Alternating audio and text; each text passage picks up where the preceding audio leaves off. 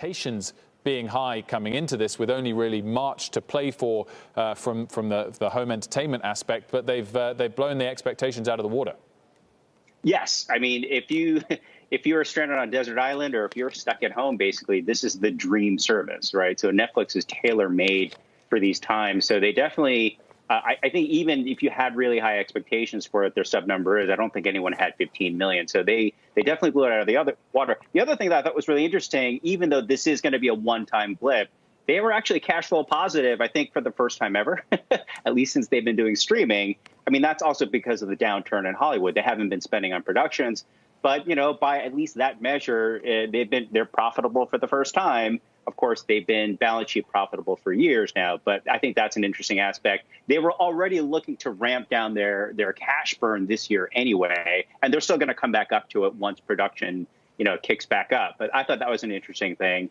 But yeah, I think it's definitely the go-to service for those stuck at home, which is millions of Americans and also people around the world.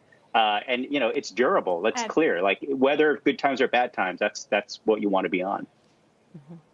So one question I have is how hit-driven it is. Tiger King was everywhere. Everyone was watching it at a time where everyone was stuck at home. And now that they're cutting their budget, to your point, going cash flow positive, maybe for the wrong reason, do they have any other hits that they can rely on? And how much does that actually grow, subscriber growth? So it's interesting. I know.